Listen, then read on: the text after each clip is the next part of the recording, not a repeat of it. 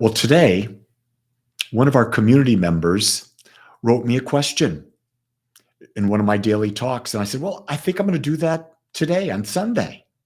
And so the question is it judgmental to turn away from what is hurting me? Because all of us are going through things. And sometimes we say, maybe I need to turn away. So I thought this would be a good question to start with. So is it judgmental to turn away from what's hurting me? So before we can do that, let's define judgment. Judgment is the process of forming opinions or making decisions about a situation, a person, or a thing. It can either be both a cognitive process or an emotional response. It can be both positive or negative, depending on our perspective.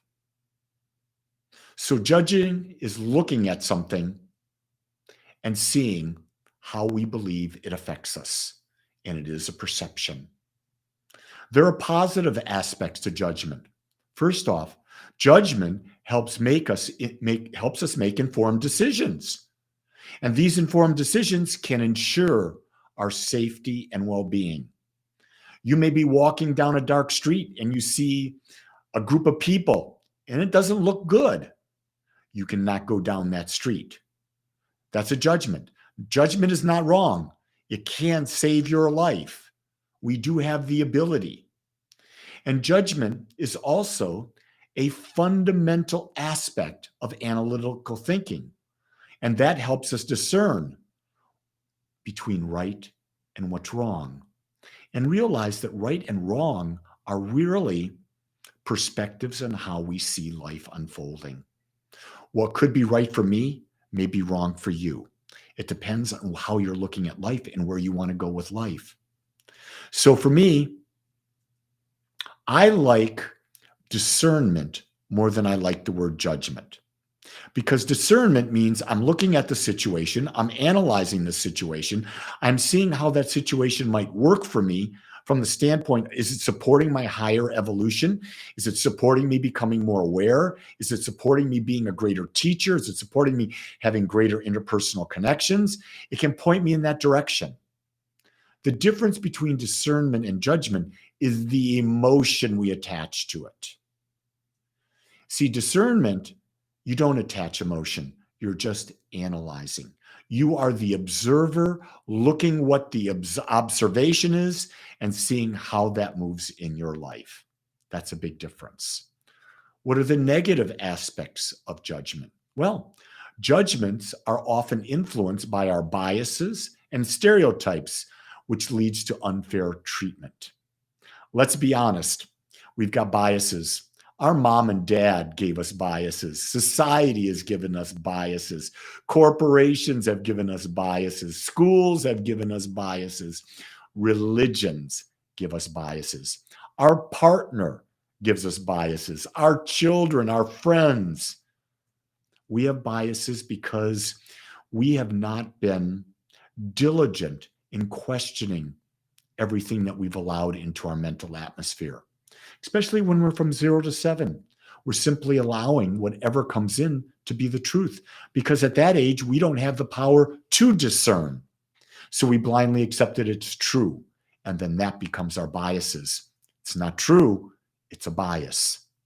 Judgments can also strain our relationships and hinder empathy when we do not use it mindfully. The whole idea of mindfully doing something is so critical because that demonstrates a higher level of awareness, an awareness that you're more than this body, you're more than this mind, you are the infinite, you're a point of consciousness, you're the soul. So we have both the positive aspects. It helps us make informed decisions and can help us be safe. It's a fundamental aspect of analytical thinking that helps us discern between right and wrong. On the negative side, where our judgments are often influenced by our biases and stereotypes, leading to unfair treatment because of those stereotypes. And they can also strain our relationships and hinder our ability to be empathetic when we don't use it mindfully. So, the idea of turning away.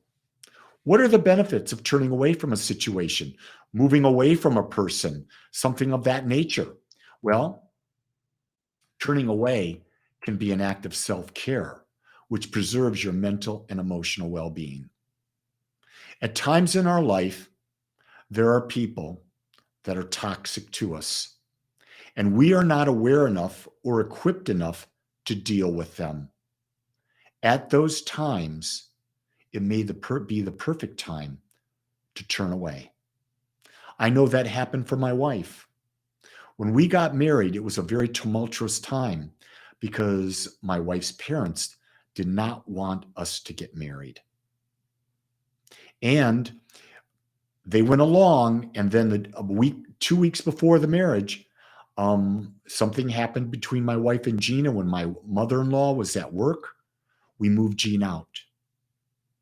And as a result, Jean's mom, even though we asked, her mom and dad did not come to our wedding. A week after the wedding, we went over her parents' house to make amends. And Jean realized that she was not capable. So she turned away from her mom and dad for 5 years. It was 5 years before we saw them again. At that time, she was capable of dealing with the situation. And so she was able now to make amends, to reclaim her power. But she couldn't do that right away. She had to walk away. And I can tell you numerous numbers of people that I've said sometimes when you're in a toxic situation, you need to get out of it in order to deal with it. Also, the benefits of turning away. When we self-care, we create the capacity to support others. Because if we're not taking care of ourselves enough, we've got no ability to serve others. We have no ability to help them, to take care of them, to support them.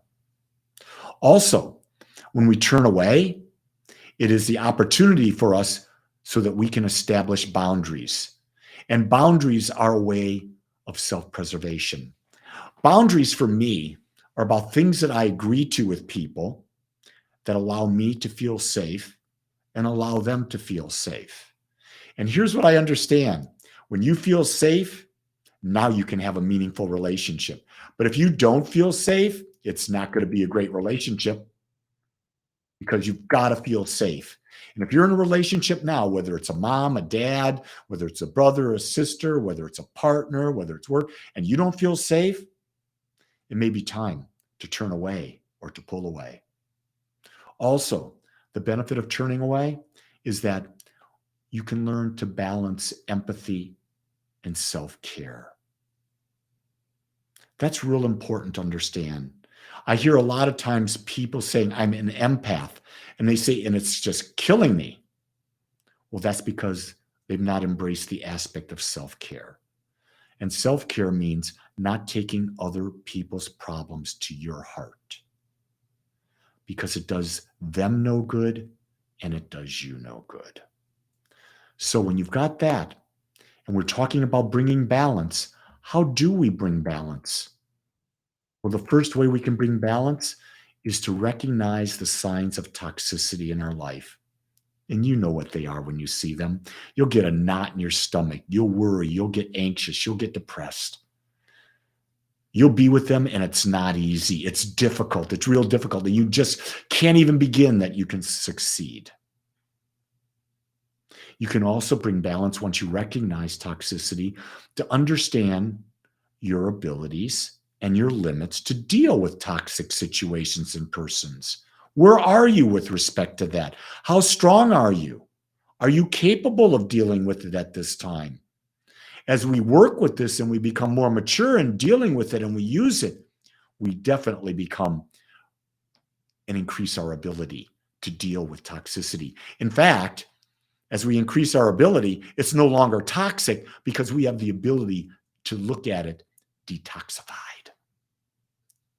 We can also now mindfully make non-judgmental decisions or decisions based on discernment. Decisions not based on what? Our stereotypes and our biases. That's right, our stereotypes and our biases. Also, We can examine our biases. We can say, whoa, where'd that come from? I did that just today. I was feeling a bit anxious about something from the business standpoint of running Agape. And I had to put it into place. And I realized the anxiety was coming from because I tend to be a perfectionist. And guess what? In the world, if you're a perfectionist, you're going to get anxiety. You got to let it go and realize there is no perfect way. There is no perfect way. I bought into this stereotype that I had to be perfect. My parents told me you had to be perfectly, you had to do everything perfect. No, it's not about doing it perfect. It's about doing the best you can in that moment with what you've got. I can do that. And I did do that. Once I got that, anxiety walked away. You can also bring balance by authentically communicating, as this eliminates misunderstandings that would cause you to turn away. I love to openly communicate with people. I do that with my wife, my sons, my granddaughter, my sister. I do it with the people closest to me. In fact, I do it all the time.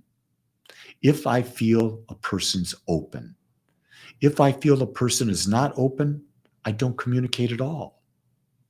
Or I may ask questions to find out. But you know what? Sometimes people aren't ready. And if they're not ready, it's not time. You can also bring balance when you really examine what is best for you at this time. Realize that your journey is a personal journey. No one else is on your journey. Everybody else is a secondary character.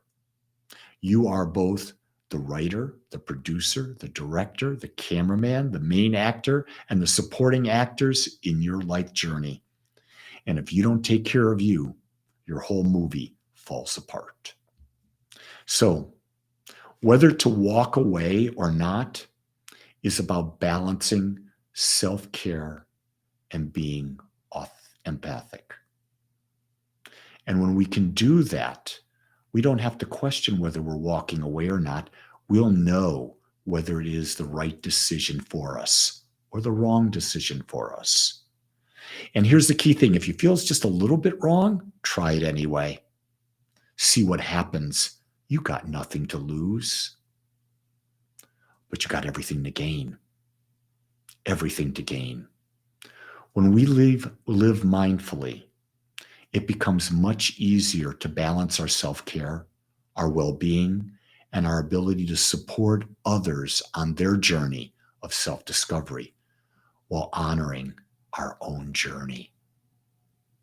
Remember, at Agape, we teach everything begins and ends with self-love, which means the journey always begins and ends within you.